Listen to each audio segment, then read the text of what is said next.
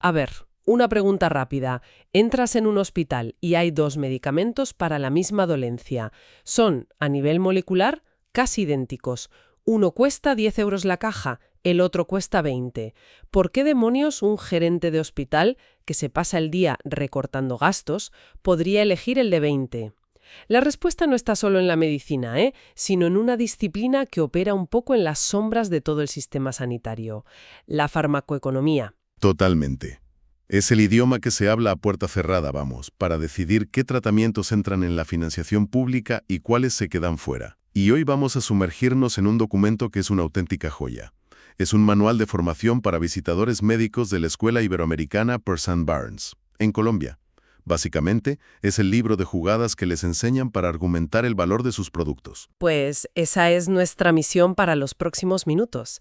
Descifrar ese libro de jugadas. Queremos entender cómo se construye y se vende el concepto de valor en salud, que va mucho más allá del precio de una caja de pastillas. Y sobre todo, cómo esas decisiones, basadas en este lenguaje tan específico, pues acaban afectándonos a todos en la consulta del médico. Vamos a ver cómo se argumenta una solución de miles de euros a un sistema que, por definición, siempre está intentando ahorrar. Es un choque de trenes fascinante. Pues metámonos en faena. El documento arranca con una frase que ya te cambia la perspectiva por completo. Dice que un medicamento no es solo una molécula, es una solución económica a un problema de salud. Esto ya saca el debate del laboratorio y lo mete de lleno en el despacho del director financiero. Exacto. Y nos da un poco de contexto. El término farmacoeconomía se acuñó en 1986 por un tal Raymond J. Townsend, y la idea de fondo era simple, pero, bueno, revolucionaria para la época. Los recursos en sanidad son finitos, así que tenemos que encontrar la manera más inteligente de asignarlos. No podemos pagarlo todo para todos, así que, ¿cómo decidimos? Y para empezar a decidir, el manual presenta lo que llama la tríada sagrada, que son tres conceptos que en la calle usamos casi como sinónimos, pero que aquí son mundos aparte: eficacia, efectividad y eficiencia. Empecemos por la primera, la eficacia. La eficacia responde a la pregunta: ¿funciona en condiciones perfectas de laboratorio? Es el resultado del ensayo clínico donde todo está milimétricamente controlado. El paciente es el ideal, sigue el tratamiento a rajatabla, no tiene otras enfermedades. El manual pone el ejemplo de un fármaco para la hipertensión. Si bajo estricta supervisión médica baja la tensión arterial, es eficaz. Punto. Vale, el mundo ideal. Pero luego salimos del laboratorio y entramos en el mundo real. Y ahí es donde entra la segunda palabra, efectividad. Y aquí es donde la cosa se pone interesante. La efectividad se pregunta: ¿funciona en la práctica clínica del día a día? Con el paciente que se olvida una pastilla, que la mezcla con otra cosa que no debería, que no sigue la dieta. Con nuestro ejemplo del antihipertensivo. ¿Cuánto baja la tensión en la vida real cuando la persona se toma la pastilla casi siempre? El resultado, te lo aseguro, casi nunca es tan bueno como el del laboratorio. Tenemos lo que funciona en el laboratorio y lo que funciona en la calle. Y supongo que la tercera pata, la eficiencia, es la que conecta esos dos mundos con el dinero. Has dado en el clavo. La eficiencia es el corazón de la farmacoeconomía. La pregunta final es: ¿vale la pena? Compara los resultados de salud que obtenemos en el mundo real, es decir, la efectividad, con todos los recursos que hemos invertido para conseguirlos. El dinero, el tiempo del personal, el uso del hospital. O sea que un medicamento puede ser muy eficaz en un laboratorio, medianamente efectivo en la vida real, y terriblemente ineficiente si para conseguir un resultado modesto necesitas gastar una millonada. Exactamente. Por eso el manual lanza lo que denomina una alerta estratégica a sus alumnos. Les dice, textualmente: vuestro trabajo no es ir al hospital a demostrar que vuestro producto es eficaz, eso ya lo ha certificado la agencia del medicamento. Vuestro verdadero trabajo es demostrar que es eficiente para el presupuesto de ese hospital. Es un cambio de mentalidad brutal. El argumento de venta no es mi molécula es la mejor, es mi solución le ahorra dinero a su sistema. Y aquí es donde el documento se pone realmente tenso, porque citando un análisis de la Universidad Nacional de Colombia, plantea un conflicto casi filosófico: la batalla entre la farmacoeconomía, la ciencia, y lo que ellos llaman la farmaconomía, el negocio. Es una distinción que lo explica todo. Por un lado, la farmacoeconomía, con mayúscula, es la disciplina científica que busca la sostenibilidad del sistema sanitario. Su pregunta es, ¿cuál es la mejor opción para la salud del conjunto de la población con los recursos limitados que tenemos? Es una visión de salud pública. Y en la otra esquina del ring, la farmaconomía. La farmaconomía, según la define el texto, es la financiarización de la medicina. Es el modelo de negocio de las grandes corporaciones, que buscan maximizar la rentabilidad a través de patentes, precios de monopolio y estrategias de mercado que a veces tienen poco que ver con el coste real de fabricar el fármaco o incluso con el valor que aporta. Y el visitador médico está justo en medio de esa tensión. El manual es increíblemente honesto al respecto. Les dice a sus estudiantes, ustedes representan a una empresa que busca rentabilidad, farmaconomía, pero tienen que convencer a un sistema que necesita ahorrar y ser sostenible, farmacoeconomía. Es un dilema ético y profesional enorme. ¿Cómo se resuelve ese nudo? La estrategia que propone el manual es un concepto que suena muy bien: ser éticamente rentable. Éticamente rentable suena a oxímoron casi. ¿Qué significa en la práctica? Significa que la única forma de defender un precio alto es demostrar que, aunque tu producto es más caro de entrada, a la larga le ahorra dinero al sistema por otras vías. Por ejemplo, que evita una cirugía que cuesta 50.000 euros o que reduce la estancia media en el hospital de 10 a 5 días. Dejas de vender un gasto y pasas a vender una inversión con retorno. Para hacer eso, tienes que hablar el idioma del gerente, no el del médico. Y el idioma del gerente no es el de precio por caja, es el de la estructura completa de costes. Exacto. El manual insiste muchísimo en este punto. Dice que para poder negociar, tienes que entender el mapa completo de todos los costes que genera una enfermedad, no solo el trocito que ocupa tu fármaco. Y los divide en 4 categorías muy reveladoras. La primera es la obvia, los costes directos médicos. Que es todo lo que lleva una etiqueta con un precio dentro del hospital. El propio medicamento, el sueldo de los médicos y enfermeras, las pruebas diagnósticas, la cama del hospital. Correcto. Luego, una categoría que a menudo se nos olvida, los costes directos no médicos. Son costes necesarios para que el paciente pueda recibir el tratamiento, pero que no son sanitarios. El ejemplo del manual es muy claro: el taxi o la ambulancia para ir al hospital, el sueldo de un cuidador que la familia tiene que contratar o incluso una dieta especial que el paciente deba comprar. Vale, hasta aquí todo es bastante tangible, pero la cosa se amplía con la tercera categoría, los costes indirectos. Y aquí es donde el argumento empieza a ser realmente potente. Los costes indirectos miden la pérdida de productividad económica causada por la enfermedad. Es decir, los días de baja laboral del paciente, los de un familiar que tiene que dejar de trabajar para cuidarle. O en el caso más dramático, la pérdida de todos los ingresos futuros si esa persona muere prematuramente. Ya no hablamos del coste para el hospital, sino del coste para la sociedad. Y la última categoría, los costes intangibles, que a mí me parecen los más importantes y a la vez los más complicados. Sin duda, son los costes asociados al dolor, al sufrimiento, a la ansiedad, a la pérdida de calidad de vida. ¿Cuánto vale poder ir a la boda de tu hija sin dolor o poder jugar con tus nietos? El propio manual admite que es muy difícil ponerle un precio a esto, pero son una parte fundamental del valor que puede aportar una nueva terapia. Y es que esto es clave. Al final, la diferencia entre un tratamiento que te mantiene vivo, pero postrado en una cama, y otro que te permite volver a tu vida normal, esa diferencia lo es todo. Pero claro, ¿cómo se mete eso en una hoja de cálculo? Parece casi imposible, incluso un poco frío intentarlo. Es muy frío, pero es la única manera de que entre en la ecuación económica. Y la lección estratégica que saca el manual de estos 4 tipos de costes es potentísima. Dice, si tu medicamento tiene un coste directo médico alto, es decir, es caro, tu argumento de venta tiene que centrarse en demostrar que reduce drásticamente los otros 3 tipos de costes. Por ejemplo, Sí, mi fármaco cuesta 2.000 euros más, pero permite que el paciente vuelva a trabajar 2 meses antes, generando 6.000 euros de riqueza y ahorrándole a la Seguridad Social la prestación por baja. El sobrecoste se justifica con creces. es un cambio de enfoque total. Una vez que tenemos este mapa de costes, el manual nos presenta las herramientas de combate, los 4 grandes modelos de análisis fármacoeconómico. Son como 4 recetas distintas para construir el argumento perfecto. Exacto. Y la clave es saber cuál usar en cada batalla. La primera y más sencilla es el análisis de coste-minimización. El manual no se anda con rodeos y la llama la guerra de precios. Suena directa. ¿Cuándo se aplica? Solo y exclusivamente cuando tienes dos fármacos que son terapéuticamente equivalentes. Misma eficacia, misma seguridad, mismos efectos secundarios. En ese caso, la decisión se reduce a una sola variable, el precio. El más barato gana. Y aquí es donde los genéricos deberían arrasar. Deberían. El manual, que como decíamos es de Colombia, pone unos ejemplos de su mercado local que son para caerse de espaldas. Compara el paracetamol de marca, Dolex, con un genérico. La diferencia de precio es del 248%.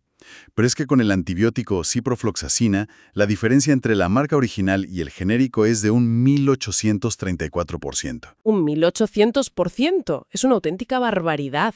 Con esas cifras, es imposible que una marca compita si el único argumento es el precio. Imposible. Por eso el manual es muy claro. Si tu producto de marca entra en una guerra de precios, ha perdido antes de empezar. La estrategia que propone es salirse de esa guerra argumentando valor añadido.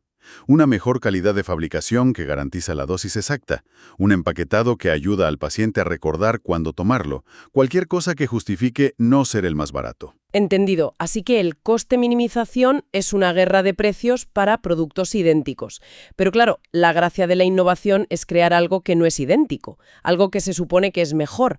¿Cómo se compara una cosa buena y barata con otra, en teoría, mucho mejor, pero también mucho más cara? Para eso está la segunda herramienta, que el manual corona como el rey de las ventas institucionales, el análisis de coste-efectividad. Aquí ya no comparamos peras con peras, comparamos los costes, que se siguen midiendo en euros, con los resultados en salud, medidos en sus unidades naturales. Unidades naturales. ¿A qué se refiere? Pues, por ejemplo, años de vida ganados, número de infartos evitados, milímetros de mercurio que baja la presión arterial o porcentaje de pacientes curados. Se mide la efectividad clínica. El manual pone un ejemplo brillante. Imagina un nuevo antibiótico. El tratamiento estándar cuesta 1.000 euros y cura al 70% de los pacientes. Tu nuevo antibiótico cuesta 1.500, pero cura al 90%. Es un 50% más caro. A primera vista, un gerente podría decir, ni hablar, me quedo con el de 1.000. ¿Cómo se le da la vuelta a eso? Divides los 500 euros entre ese 20% y el argumento se transforma. Ya no dices, cuesta 500 euros más. Dices, por cada paciente adicional que curamos con este fármaco, el sistema solo está invirtiendo 2.500 euros. Y rematas, una cifra muy inferior a los 10.000 euros que cuesta un reingreso hospitalario si el tratamiento barato falla. Has convertido un gasto en una inversión inteligente. Es un reenfoque del dato muy poderoso, ¿sí? Vale, vamos con el tercer modelo, que parece ir un paso más allá en la complejidad. El análisis de coste-utilidad, que el manual resume como vender calidad de vida. Sí, este es el que se usa en oncología, en artritis reumatónice, en enfermedades crónicas. Situaciones donde no solo importa si el paciente vive más, sino cómo vive. La unidad de medida aquí es el famoso ABAC, año de vida ajustado por calidad. Es una escala de 0 a 1, donde 1 es un año de vida con salud perfecta y 0 es la muerte. Con lo cual, el argumento se vuelve mucho más sofisticado. Ya no se trata solo de supervivencia. Exacto. Puedes tener un fármaco A que alarga la vida 5 años, pero con el paciente postrado en una cama y con dolor crónico. Su calidad de vida podría ser, digamos, un 0,4. Eso te va 2 ABACs. Y luego tienes tu fármaco B, que también alarga la vida 5 años, pero permite al paciente trabajar, viajar y no tener dolor. Su calidad de vida es de 0,9. Eso te da 4,5 ABACs. El argumento es, no estamos comprando la misma cantidad de vida, estamos comprando más del doble de vida de calidad. Y llegamos al cuarto y último modelo, el análisis de coste-beneficio.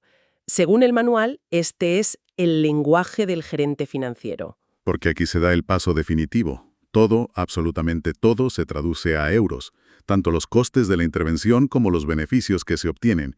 Es el análisis más puramente economicista. El ejemplo que pone el manual es el de una campaña de vacunación masiva. Exacto. El coste es fácil de calcular. 10 millones de euros en vacunas, personal, logística. Para calcular el beneficio, monetizas todo lo que te ahorras, los tratamientos en la UCI que has evitado, las bajas laborales que no se han producido, etc. Si la campaña costó 10 millones y generó un ahorro total de 50 millones, tienes un retorno de la inversión de 5 a 1, como dice el manual. Un negocio redondo para el sistema. Con esta caja de herramientas parece que se puede construir un argumento para casi cualquier cosa. El documento cierra con un par de casos de estudio para ver cómo se aplica todo esto en el campo de batalla real.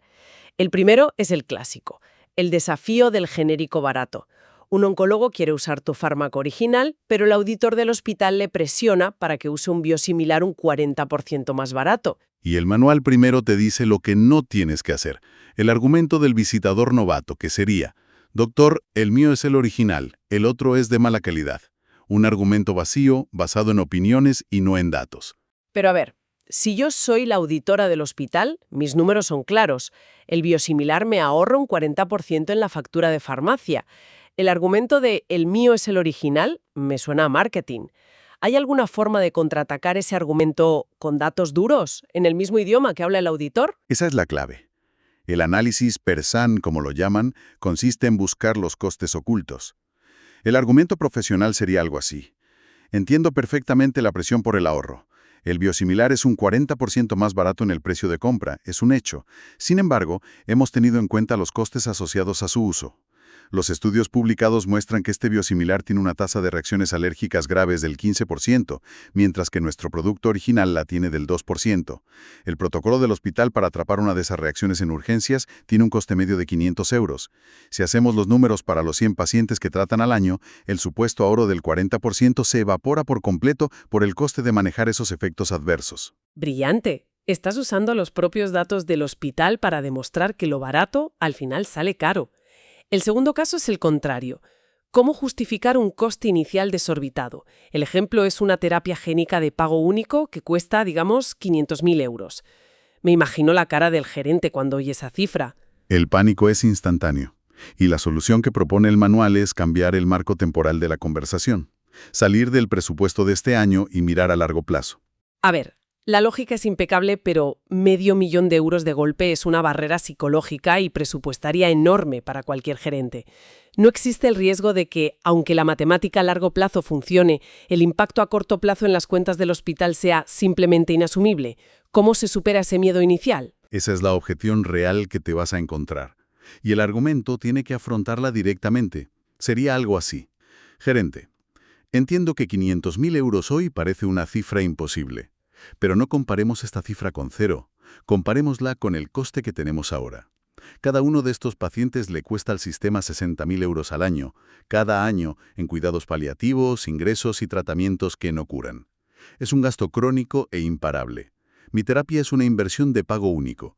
En poco más de 8 años, no solo se ha pagado a sí misma, sino que a partir de ahí empieza a generar un ahorro neto de 60.000 euros anuales para el resto de la vida del paciente. Transformas un pozo sin fondo de gasto en una inversión con una fecha de retorno clara. Has convertido un gasto vitalicio incontrolable en un activo financiero. Básicamente, es un cambio de paradigma total. Vendedor de pastillas para convertirse en un solucionador de problemas económicos con herramientas clínicas. Llegando al final, la conclusión es que el valor de un tratamiento es un cálculo mucho más complejo de lo que parece. No es solo el precio de la caja. Es una ecuación que tiene que incluir los resultados clínicos, la calidad de vida que aporta, el impacto en la productividad del país y los ahorros que puede generar en otras partes del sistema. Entender este lenguaje, ya no solo para los que trabajan en la industria, sino para gestores, médicos e incluso pacientes, se vuelve fundamental para navegar un sistema sanitario con recursos siempre limitados. Sin duda. Y todo este análisis, basado en un manual diseñado para la industria farmacéutica, nos deja con un último pensamiento para reflexionar. El documento, lógicamente, se enfoca en cómo las empresas pueden y deben usar estas herramientas para justificar el valor de sus productos innovadores y a menudo caros. Pero la pregunta que flota en el aire es: si este es el lenguaje que el sistema entiende, ¿por qué no lo usamos para todo? ¿Cómo podrían los propios sistemas de salud, los hospitales o las asociaciones de pacientes usar estas mismas herramientas para exigir un valor real y no solo un precio justificado? ¿Qué pasaría si aplicáramos un análisis coste-utilidad con el mismo rigor, no solo una nueva terapia génica, sino un procedimiento quirúrgico que llevamos haciendo 30 años sin cuestionarlo? O, yendo más allá, a las políticas de prevención de salud pública, que casi siempre son las grandes olvidadas de los presupuestos, pero que probablemente ofrezcan el mayor retorno de la inversión de todos.